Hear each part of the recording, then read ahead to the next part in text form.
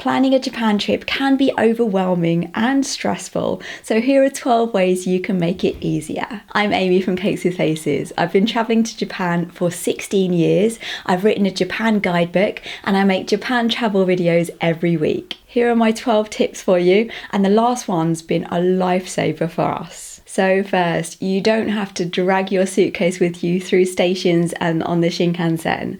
Stations in Japan can be huge and involve lots of walking, stairs and escalators to even get to the platform. Takkyubin is a luggage sending service. Just ask at your hotel's front desk and they'll arrange it for you. You leave your suitcases with them and they'll be delivered to your next hotel. Often they'll be waiting for you in your room when you check in. It usually takes 24 hours. Longer distances can take 48 hours, so you'll need overnight stuff with you. If you're staying at an Airbnb, you can send from Yamato transport offices and some convenience stores. There are other companies with similar services like Sagawa. Just use whichever your hotel recommends. It's excellent and very reliable. I've even put air tags in my suitcases to see where they've got to. You can have your luggage arrive up to 7 days ahead, so that's perfect if you've got just one night in a ryokan before you go somewhere else, or if you're doing a short side trip. So how much does it cost? I sent 2 large suitcases from Tokyo to Takayama for 4,620 yen and from Kyushu to Tokyo for 5,660 yen. That one took 48 hours. Next, using an eSIM for internet makes your trip so much easier.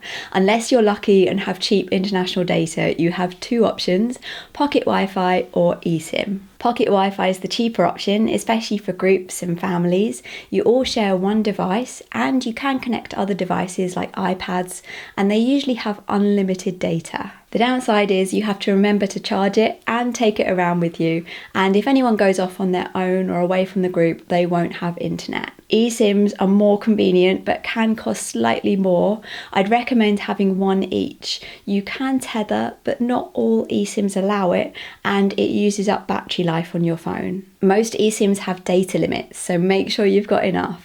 I've used this unlimited data eSIM from UBiggy. They did give me free eSIMs for one of my trips last year, but I've used various providers and I wouldn't recommend them if they weren't good. I had perfect signal everywhere, even up in the mountains, and it was easy to set up with their app. They also have plans with less data if you're on a budget. Next, Suica is the easiest way to pay for local trains and the metro. You top it up with credit, then you just tap in and out at the ticket gates, and it's valid for all the train lines, even though they're run by lots of different companies. If you have an iPhone, the easiest option is mobile Suica. You add it to your Apple Wallet, top it up using Apple Pay, then you can just use your phone to tap in and out at the ticket gates. If you have a Samsung phone, from 2027 you'll be able to use the Welcome Suica app. They haven't announced a launch date yet, but when they do, it'll be in my Japan travel news videos, which are at the start of every month, so make sure you're subscribed. For other Android users like me, there's no mobile option, so you'll need a physical card. If it's a one-off Japan trip, get a Welcome Suica card. That's the temporary version for tourists that you can get from the airport. If you think you'll be coming back to Japan in the future, get a regular Suica card.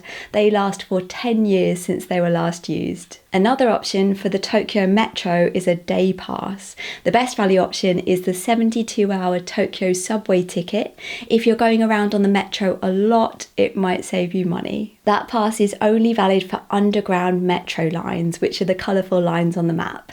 If your local station's on the very useful Yamanote Loop line, that's an overground line, so you'll probably be better off with Suica. That was just a really quick overview. There's lots more about transport in my Japan guidebook. The link's in the description. Paying for trains isn't the only thing you can do with your Suica card. You can also use it to pay in some shops, convenience stores, you can get drinks from vending machines, and even some games arcades. You tap it just like a regular contactless card. If you have mobile Suica, this is really convenient. If you have a physical Suica card, you will need cash to top it up.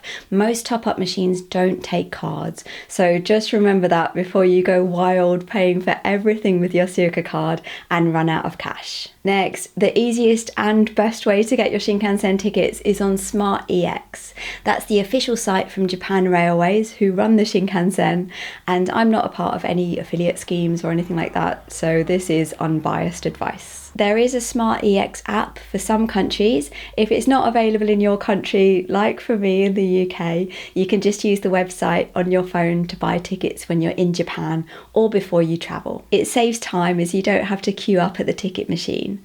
Busy stations can be quite hectic, so you can buy your tickets from the calm of your hotel room or wherever you are in Japan. You can buy them last minute if you want to. I've even bought them when I'm at the station, and you can choose your seats to make sure you get that view of Mount Fuji. You get a QR code for each person to scan at the ticket gates, so you don't even have to pick up any tickets. All the details are in this video, and that includes where to buy other train tickets that aren't available through SmartEX. Next, Visit Japan Web is an online form for customs and immigration paperwork that you fill in before you go that makes it much easier when you arrive at the airport. You fill it in before you go, you get a QR code for each person to scan at arrivals at the airport, and that's it. You don't have to fill in any paper forms after a long haul flight. This is the URL of Visit Japan Web. It's often called an app, but really it's just a website.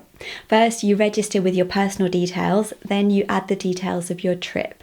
So you can fill it in as soon as you have your dates and the address of your accommodation. It needs to be approved, which is usually really quick, but I'd fill it in at least a week before you travel just in case. You get a QR code for each person that you'll need at the airport. There is Wi-Fi at the airport, but to make it easier, just save a screenshot on your phone or even print it out and you'll be ready to go straight away. There are so many things to do in Japan, even just in Tokyo, that it can be overwhelming. So you can make things easier by grouping them by area, so you're not wasting time crisscrossing the city on the train. You can pin them on Google Maps, or if you have my Japan trip planning deck, each card has the location in the bottom corner, so you can match them up easily. It also has what's nearby on the back to give you ideas. If you don't have my deck already, the link's in the description, and I ship worldwide. If you're staying in Tokyo at the start and the end of your trip and going somewhere else in the middle,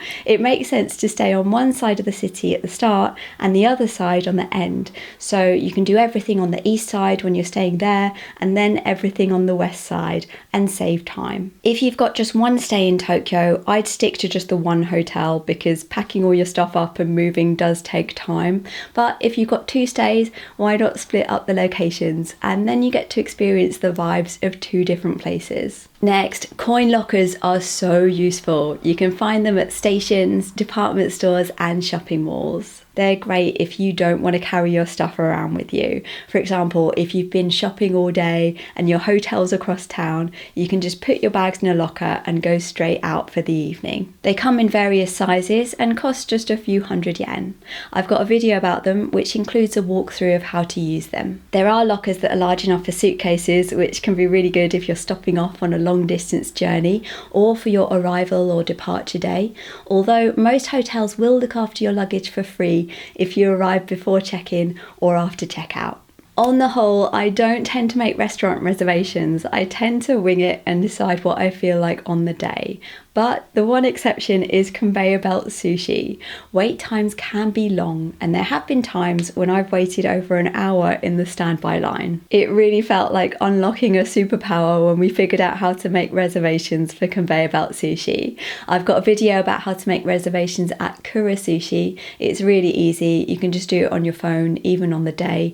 And I have one coming up about Sushiro, and they're the two main conveyor belt sushi chains. If you want to make reservations for other restaurants, the main platform's called Tabelog, and they just launched a version of their app for foreigners this year. Next, the weather can be unpredictable in Japan. It can rain at any time of year, so have a plan for a rainy day. Just have some ideas for indoor things to do, and if you have my Japan deck, look out for cards with umbrella symbols. If you need an emergency umbrella, you can always get them from convenience stores for just a few £100, and convenience stores are everywhere.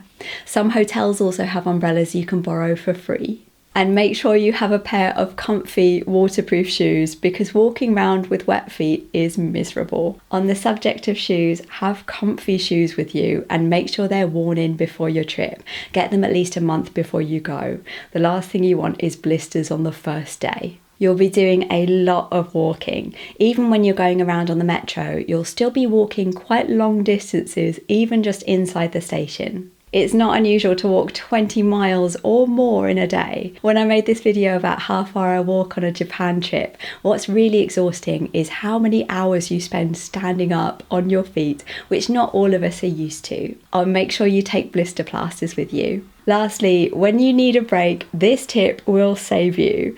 Sometimes you just need to sit down, especially when your feet are hurting, and there aren't that many benches in Japan. Sometimes it's raining, and at cafes and restaurants, you're expected to leave pretty much as soon as you're done to make space for other people. And that's where the family restaurant comes in. They're cheap chain restaurants that are quite spacious with a drinks bar where you can get unlimited hot and cold soft drinks. They also have snacks and full meals if you prefer, so you can have as much or as little as you want. It's fine to just sit there and chill for a bit. Obviously not if it's busy, but if you can see there are free tables, no one's going to mind if you just hang out there for a bit, rest and regroup. Honestly, when it's hot or when you're tired, this has been a lifesaver for us. It's the best tip. There are several family restaurant chains. There's Denny's, Gusto, Jonathan's, Royal Host and Saizeriya, which is Italian themed. That one has 100 yen glasses of wine. Department stores often have roof terraces where you can sit and chill too. So there's 12 tips to make your Japan trip easier. I hope they're useful. There are lots of other tips in my other videos, which are organised in playlists, and in my Japan guidebook. And I'll see you next week on Thursday. Bye bye.